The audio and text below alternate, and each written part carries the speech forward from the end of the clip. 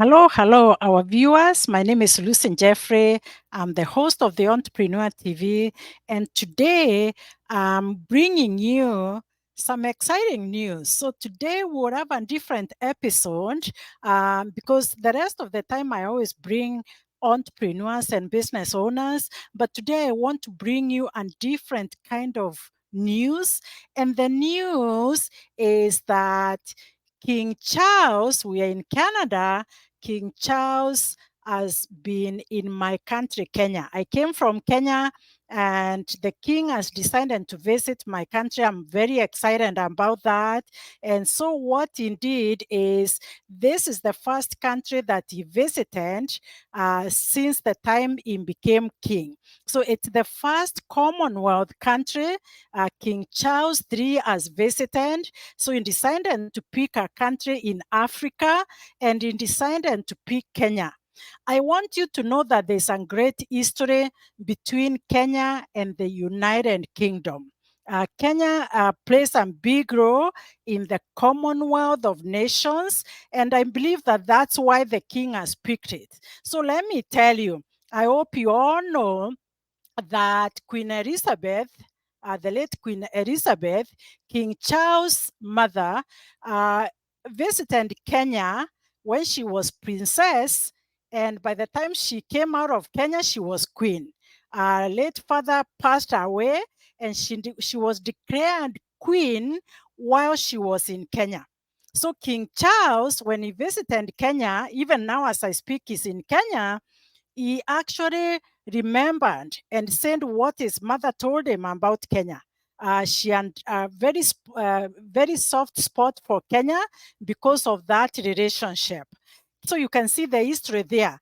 And the king himself said that he has been in Kenya 4 times. He went to Kenya when he was very young. So Kenya is a Commonwealth country. Kenya is a former British colony, and there's no secret about that. But I want to tell you that Kenya and the United Kingdom are good friends, right? So what the president of Kenya said is that we can use our history and our past to shape our future. So we use our history to shape our future. What we did is that when King Charles came, we respected him, we respect the monarchy, we are part of the Commonwealth country, we respect the monarchy. But I want to tell you that the president of Kenya, President William Ruto, I respect all the leaders. Myself, I've always said that I respect my president, and he has done a fantastic job for the last 1 year that he has been a president. I believe to a point that the king feels comfortable to visit Kenya. So great things happening in Kenya, my country, and great things happening in Canada. I'm happy to have that connection between Kenya and Canada. So I'm happy for that connection. And so that's what I wanted to talk about today, that there's that great relationship, and the king has visited Kenya for the first time. He actually picked an African country to visit.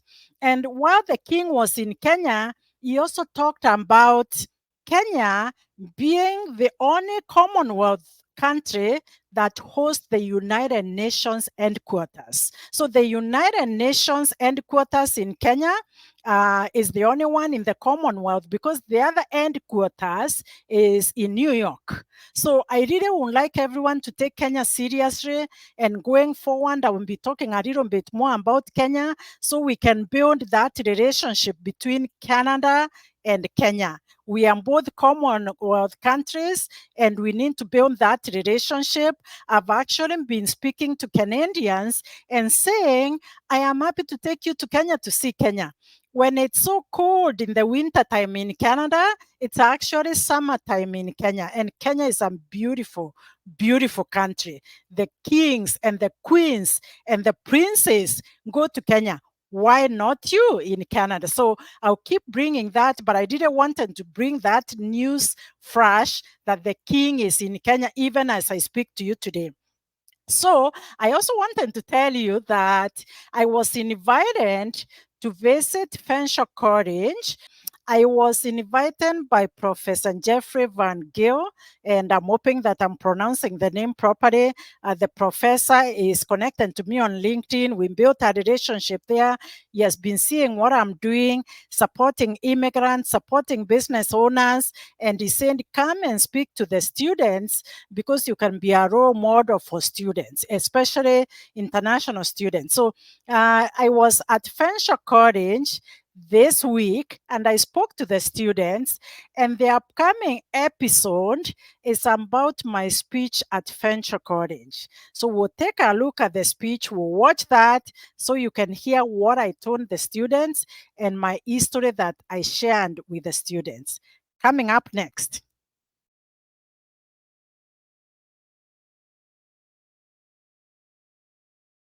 Thank you so much. How long have you been in class today? How many hours? When did you come? 1 o'clock. So are you tired? Are you tired? No? Students, they're always tired. Are you tired? So can you have some energy? I'm 56 years old. So I want you to have more energy than me, right? And then because I used to be a teacher in the 90s, people don't talk in my class, they listen. Because if you don't listen, you'll never learn anything. Is that true? Yes, so let's listen so you can ask me questions. Thank you so much. My name is Lucy Jeffrey. I'm the president and CEO of the Entrepreneur Nation. And the Entrepreneur Nation is a business development group in Canada that I started in 2018. And I'm also the host and producer of a business channel on Rogers TV, cable channel 13. So if you go to TV and switch to cable channel 13, you'll see me there every day of the week. So that's my son, Eric. He's 22 now, and my story in Canada cannot happen without my son.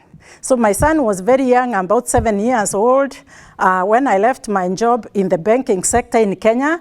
And it was really important for me to bring him to Canada or to a country that you will be able to have a better life like you have done yourselves. And so I came with Eric here about 16 years ago. Now he's 22, so you can do the math. So what I tell people is that my story cannot happen without Eric. If I was home by myself, maybe I would not have come to Canada.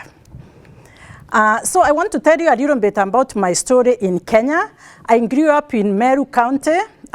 It's a farming community. My parents were farmers. My parents separated when I was 9 years old, and so we fend for ourselves. My grandmother taking care of us. We are the kids in Africa who walk to school without shoes, and that's not bad.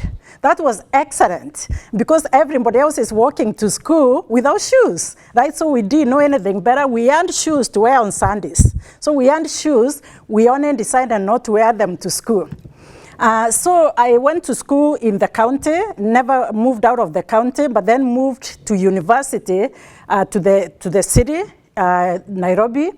And so after the university, I was posted to another county. In 1991, when I started teaching high school, the teachers, immediately you finish university, you get a job. So we won't be posted to the university.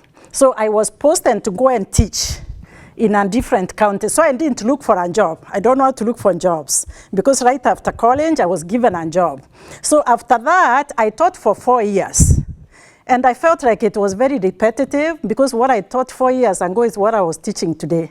And I felt like I needed to look for greener pastures, and I looked for a job in the banking sector, and it's called Kenya Commercial Bank. It's the biggest bank in Kenya. So because I earned a university degree, I started at the lower management position. So it's not completely lower, but management position. And I worked very fast with my energy. That's why I said, let's have some energy in the room. And so I was promoted. Every 2 years, I was promoted to a different level to head of card business. End of card business was taking care of the credit card department across the country. I had 161 employees in my department. I was the one setting the strategies for the card department and making sure that the business is growing for the card division of the bank. At some point, they allowed me to leave. Like when you do very well, you rise up very high, you do a good job, there's somebody who always wants your job. Do you know that? So if you do very well, somebody will always want that job because they think that it's easy to do. So I was actually asked to leave. I was not fired, but they called it early retirement. At the age of, I think, 38 or 39, I was invited to the HR department and I was given a package. So they wouldn't let you go, but give you a package. So I was given good money and I decided to leave. So I decided, because I was very senior, it was not easy for me to find another job at that senior level. And I wasn't going to take a very low job. So I decided to go back to my teaching and start at a daycare center, a licensed daycare center, which was doing very well by the time I came to Canada, and so I sold it. So I think that's where my entrepreneurial spirit came about. So I sold that, came to Canada. So when I came to Canada now, I was told that I didn't have Canadian experience. Every job I tried to find, they said that you don't have Canadian experience. I remember pleading with people and saying, if you can ride a bike in Kenya, you can ride a bike in Canada. Please give me the job. I'll do a good job. But that was not the case. And so I decided to start a cleaning company. So I was cleaning, from very senior manager in the bank to cleaning. I started cleaning people's homes, and what happened, I hope I'm not messing up here. What happened is that I continued cleaning people's homes, doing a fantastic job. Homeowners in Canada who did not know me were giving me their keys. I had a bunch of keys, Kelling, and they would trust me with their homes. And so they are the ones, when I applied for a job at TD Canada Trust, they gave me reference to be hired by the bank. So what is the message that I'm sending here? You can start anywhere in Canada and rise up. There's one time I posted on LinkedIn and said, if you are new to Canada, you don't have to rush for the big job. Start somewhere and learn and take steps and learn so you can get there. So when I got the job at TD Bank, was again the entry-level job. But I was promoted again over a period of time and became a supervisor in the credit card department. So at that point, after taking about 5 years with TD Canada Trust, I decided to leave. This one, I was not fired. I left on my own. I decided to leave, and within that time, I was already doing some businesses. I had not left my cleaning clients completely. I was doing cleaning over the weekend and in the evenings, but I had also started a salon, doing nail salon from my basement. I was multitasking to make sure that my son had everything that he needed in Canada.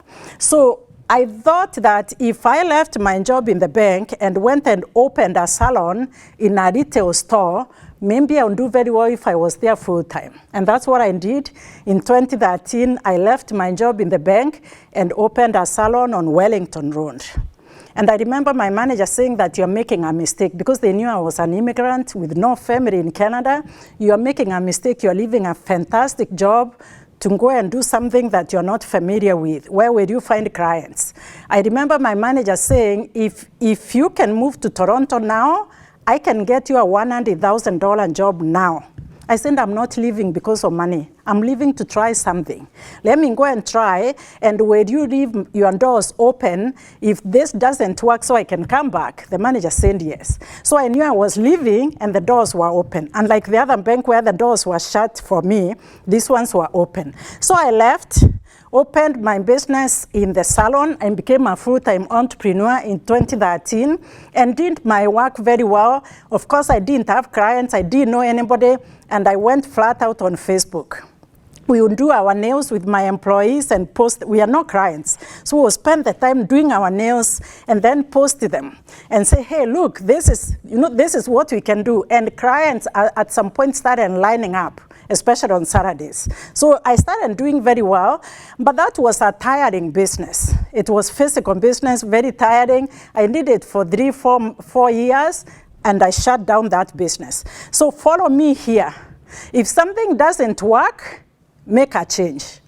Is that what you're getting from me? If something doesn't work, make a change. So I'm always willing to change so I can do other things. And so I became a person that looked at my strengths and said, what is it that I can do better?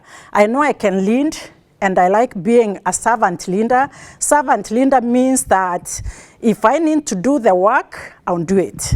So I know everything that happens in my company, I can do it even if I have other people to do. So I serve people as opposed to sitting at the desk and sending emails. So if you come to my events and everywhere, I'm the one receiving people at the entrance. I'm the one saying hello to everybody. So that is servant leadership.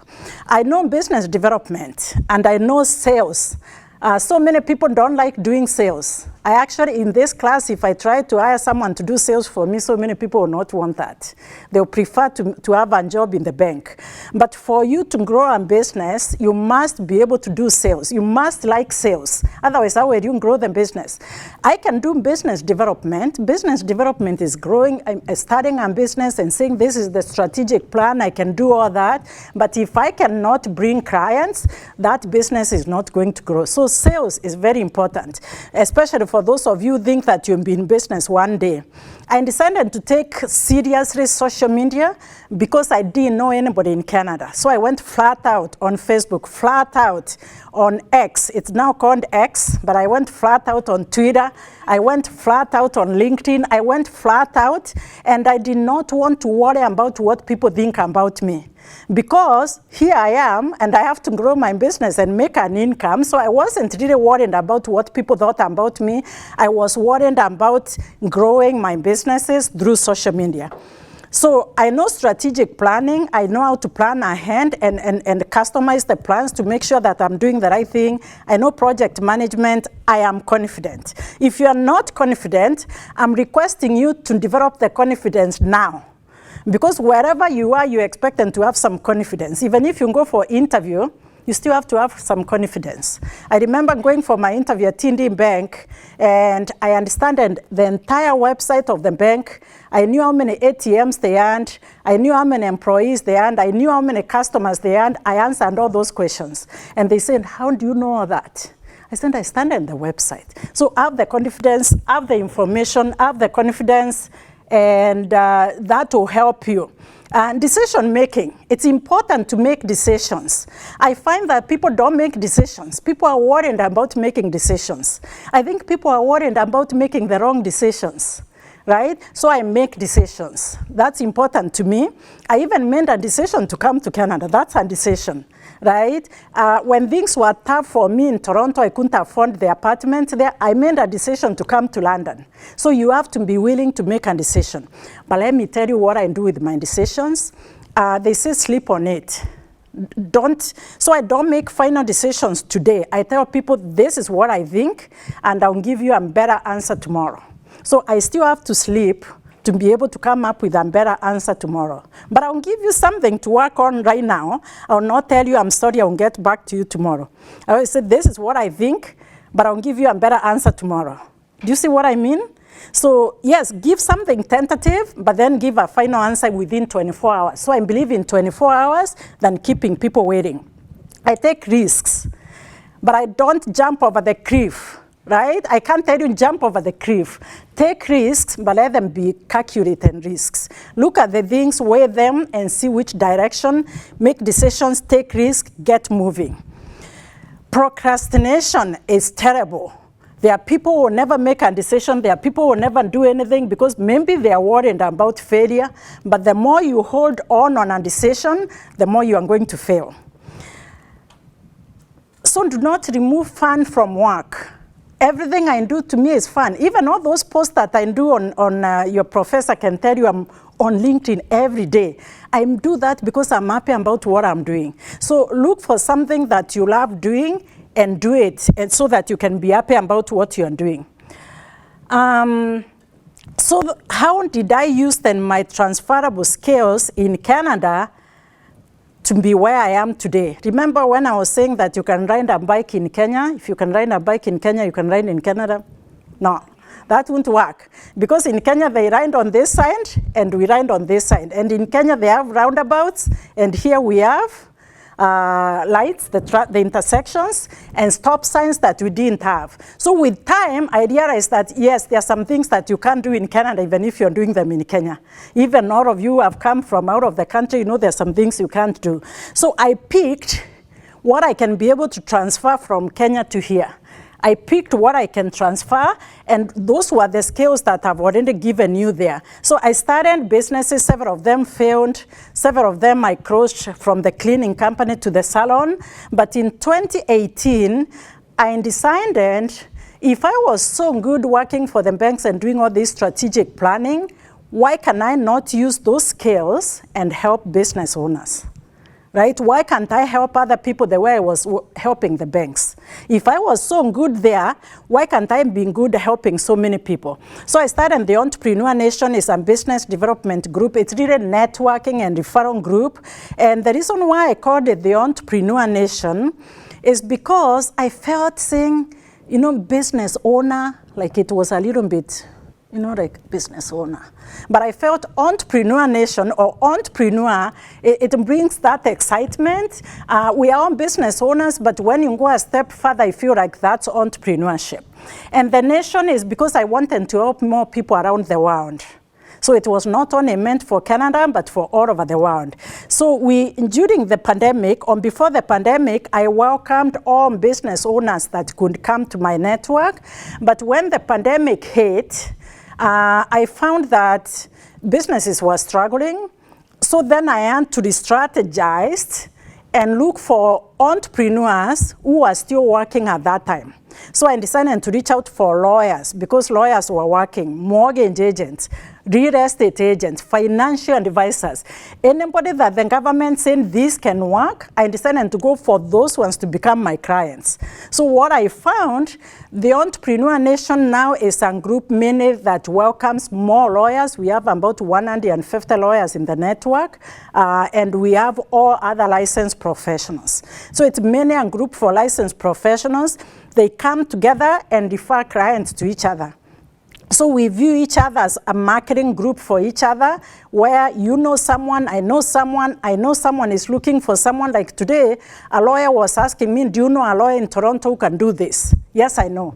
So I decided to make myself that the go-to person that when people come to me to ask for something, they won't get it. If they don't get it, I'll look for it. If I don't know it, I'll look for it. So it's really that connection, connecting with each other and working together. And here in Canada, people understand networking so well. It's something that was not in my country that time, but I think that it's, you know, connecting all over the world now. So after I decided to start the networking group, I thought, what value can I hand to my clients? There are so many networking groups out there, even the Chamber of Commerce. So what can I do that will be different to add value?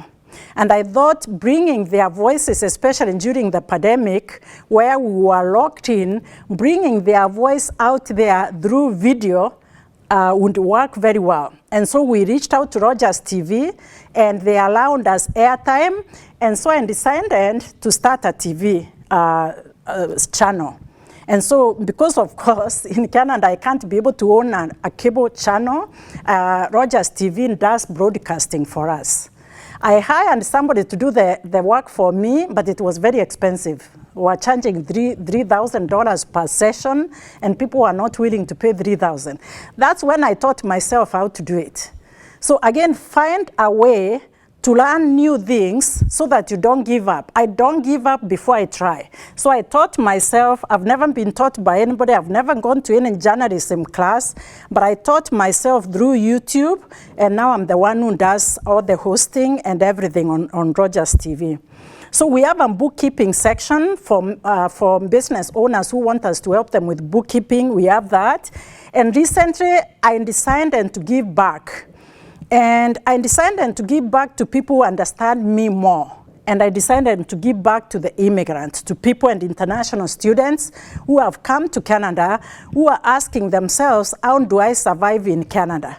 Or how do I reach out to so-and-so to help me? So we started something similar. Now, instead of being a connection for entrepreneurs, the immigrant support group is for immigrants. If you need something, you can go there and email us, and we'll send you the information.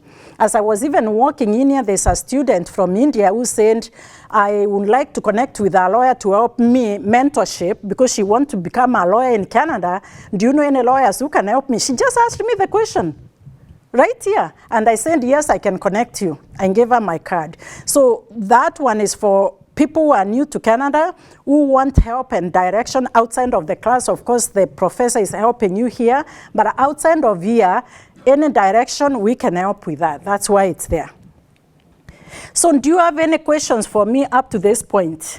I don't know how much time I have. Any questions? Because this is Canada, and I'm going to talk to you about what I'm doing in Kenya. Yes? So, my name is Fanshawe. Yes. So, you talked about selling your business when you were coming. So, to a level, money was not really the problem for you when you moved here. But aside money, when you started your business, what other major challenges did you face? That was like not money and people. Yes, so fortunately, remember that bank had given me money, and I went and started in the daycare, and I sold the daycare, and I owned a house that I sold and brought all that money to Canada. So fortunately for me, money was not an issue. So challenges is really trying to figure things in Canada. I remember opening that salon and hiring 8 employees because I thought the minute I announced on Facebook that we have a nail salon and we can do pedicures and facials and everything, clients will walk in. We thought the lineup will start the same day. I hired 8 employees, and I did not know that in Canada, if you don't have work for employees, after 3 hours, you can request them to go home. I didn't know that. So I was paying 8 employees for 8 hours every single day, and they didn't tell me themselves. So very, very shortly, I saw that the money was running out. So those are some of the challenges. Any other questions? So my name is Nicole. For the immigration support, do they come at a fee, or anyone could just send a message to you and get support for what they need? I think you are aware that in immigration in Canada, you can't give immigration advice unless you are licensed. And I see so many people giving advice and they are not licensed. So for me, I'm just a connector. I can't give you immigration advice because I'm not licensed. So if you tell me what you are looking for, I'll just connect you to the lawyers or licensed immigration consultants. They charge money. I think I realized that in Canada, there's nothing free. So as long as you're willing to pay, I'll connect you with people and they charge money. I don't know if I reach out to them and if they'll give you free consultation, but I don't talk for anybody, I just connect you and say so-and-so is looking for this and that. So my job is really to make sure that you get the right resources, but I can't dictate to them if they should charge you or not. Awesome. So let's then go to Kenya. After staying here for 16 years, I went to Kenya in December. And I think that all immigrants, international students, let's work in Canada and doing great for this country. It's a great country, but let's not forget where we came from. Because I never went back to school in Canada. My education was all in Kenya. Everything I've done is based on my standing in Kenya. So I don't think I would be fair to my country to not give back to that country.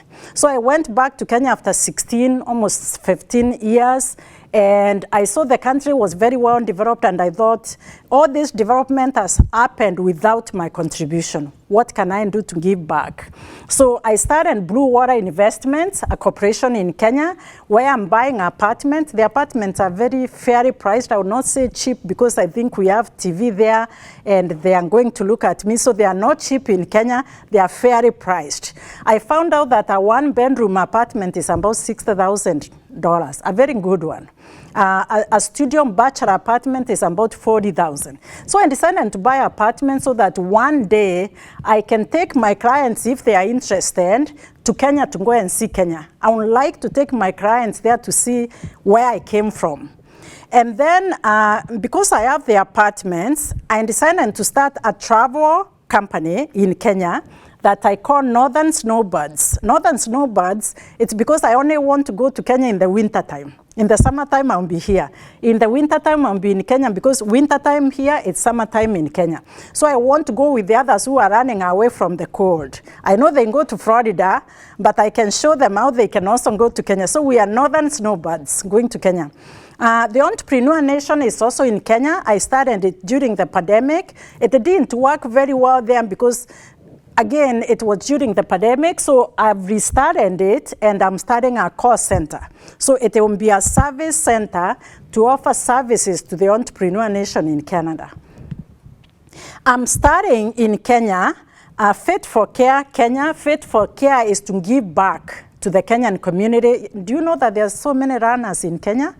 So I thought, because Kenyans love running, let me start something where we'll all run as we contribute and help the less fortunate people in the country. So I learned this from one of my clients who invited me for let's run and jog and all that and contribute money. So I learned this and I thought I'll start something there. I'm also starting the version of the Entrepreneur TV. I'm starting it in Kenya to help the business owners there. And there's an immigration lawyer who has told me that he wants to start an immigration agency to help to bring Kenyan students to Canada. So I decided to write a book. I think everybody writes a book, and they told me that you should write a book, and I was too busy to even write a book, one page. But I thought I was going to write the book during my retirement. But I thought if I don't share now what I've done to be successful in Canada, when will I share it? I want people to read now so they can do something now. So I said how I made my first million in Canada, and it's not about money. This book is not about money. But I thought if I use that title, so many people will want to read it. Don't you think so? They'll grab the book, they'll read it, but it's not about the money. I want the first You want to read it? You told me that. Yes, so it's not about the money, to be honest. It's just the story that I've told you. But that story and the struggles led into my company, the Entrepreneur Nation, making over $1 million during the pandemic. So really, the book is even to thank my clients. To thank my client, to say I'll never have been here without you. So thank you. So those who read the book will be surprised that it's not about the money. So this is what I believe. When you want something, all the universe conspires in helping you to achieve it. If you want something, but if you don't want, no one will help you. So this is what I was taught at Tindi Canada Trust. If you need something, reach out and ask. I came from Kenya where you'd work very hard waiting for the managers to notice and promote you. Like you work and hoping that one day somebody will say she's really doing a good job. But at Tindi Bank, they said if you need a promotion, let us know, because we don't know. And let us know what you are working on and how we can help you to get to that level where you want. So I learned in Canada that you need to ask. If you don't ask, nobody knows what you need. So always reach out, always ask, go to your professor, go to whoever you want to go to. In Canada, they will always respond to you. If they can't help you, they say, I can't help you. If they can help you, they'll help you. So always reach out. If you have a problem, don't just die with the problem all by yourself. Reach out, ask somebody, all right? I believe in that. So those are my websites. You can go to lucinjeffrey.ca or any website, and they are all interlinked. One website links to the others. And so thank you very much. So maybe one or two final questions based on that. One or two final questions? Nothing? Are you saying that I did a fantastic job? They're slow to ask. They're slow to ask? So are you connected to me on LinkedIn? You're gonna be. We will be. Okay, perfect. Yeah, connect to me on LinkedIn, and let's keep connected. And I thank you, Professor. Yes, a question, yes. So, the nail business. Yeah. Why did you decide I want to do the nail business? I want to do a business in nail tech. We learned from other people. My nail salon, where I used to go, the lady was wonderful. She was from Vietnam. She's actually up to now my esthetician. And I kept on talking to her because she was doing a fantastic job. And when she was closing her salon, I think she was upgrading to another one. She decided to sell the equipment. And I said, can you sell to me? Can you sell to me? Can you show me how to do it? She sold to me and she showed me how to do it. And that's how I opened mine in my basement in London, Ontario. And so from there, now I was doing nails in the evening and over the weekend, and I thought, oh, this is something that people like, women like this. I think I'll get many clients, but I was very shocked the first few months. So how did you survive within your competitions? Because apparently you are not the first nail technician or that owns a salon for nails. How did you survive among the competitors? How did I beat competition in the nail salon? You can't beat it because I wasn't as perfect as them. I didn't say beat, I said survive. Survive. I survived because I went on Facebook to look for clients, right? I went on Facebook to look for clients, and I had great employees. So the employees were there, and I had great, Facebook, and I made so many clients there. So it's really using social media. If you can use social media, you'll find clients. And if you do a good job, clients will stick with you. My best clients now are my clients in the nail salon. The other thing I did is that I gave it a very nice name. It was called Brighton Nails. And my clients will come when I'm doing their nails to say, I can pronounce this name. As long as you have a name that people can pronounce in Canada, I think they want to associate with it. So I didn't give it my name or anything like that. I gave it a name that Canadians could pronounce. Right? So she said, I can pronounce this name, I'll come here. Senior citizens were my clients. So maybe those were the survival tactics. Hi. It's really nice to hear from you. Your story is very inspiring, and I really learned a lot. I learned I have to have even motivated, and that's why you could grow. And you actually believe you could start anywhere, and you rose up from there. And you had even multitasking. You had different jobs you did that made you survive, and that really inspired. I admire that about you. But I have two questions, and the first one is, initially you said when you came into Canada that you realized that you needed to have a Canadian experience before you venture into the road and all. So the first question is, you didn't have a Canadian experience. So the majority of us, we don't have Canadian experience. We have to go to school to get a degree first of all.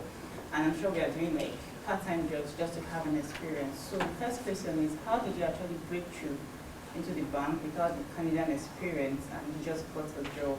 That's the first one. And the second one is actually,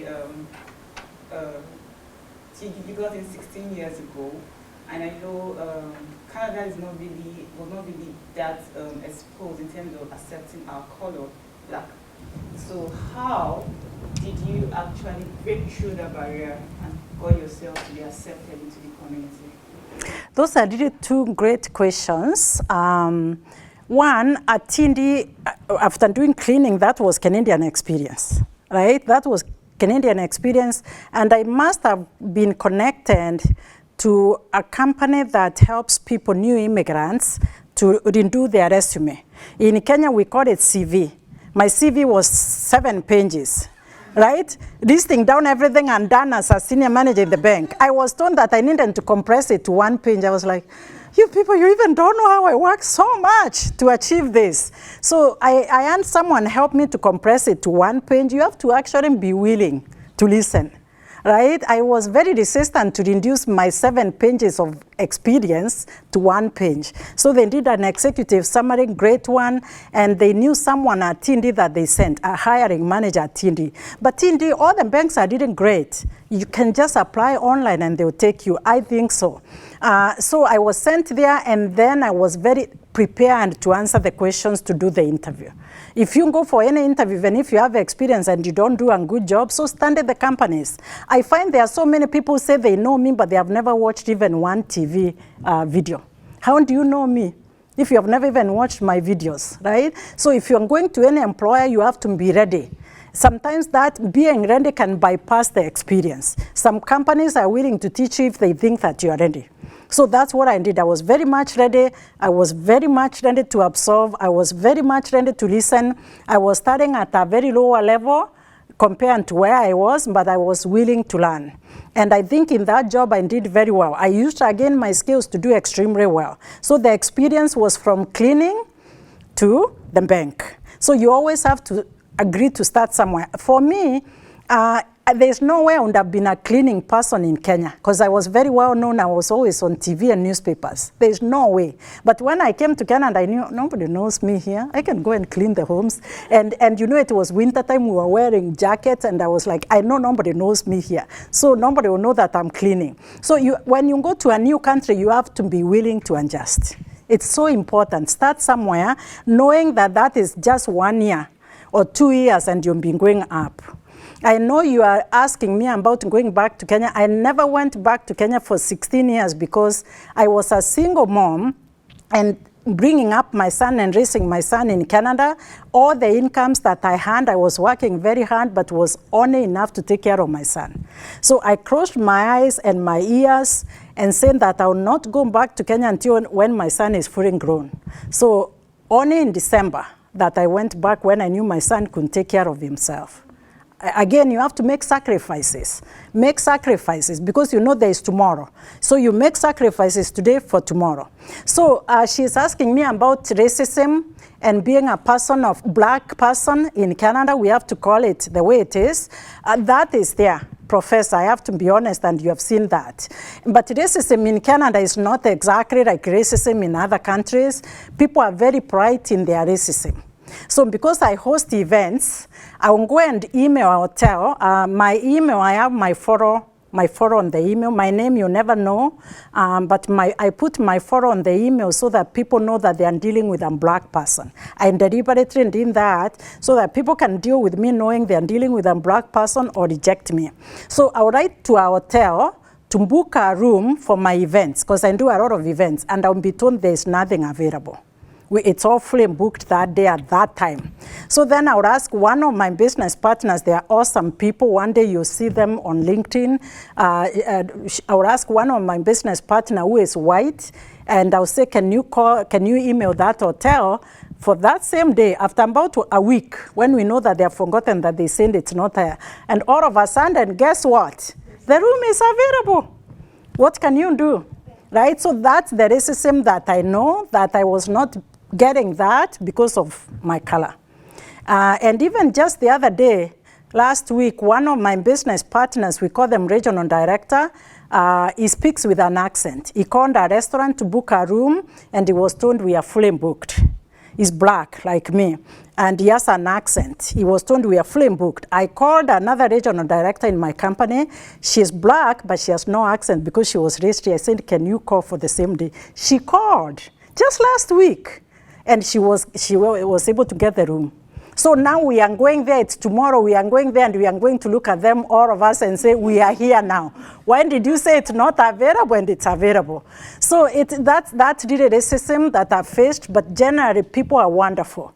If they know, if you can deliver your promises, you're honest, you're trustworthy, you work very hard, people are wonderful.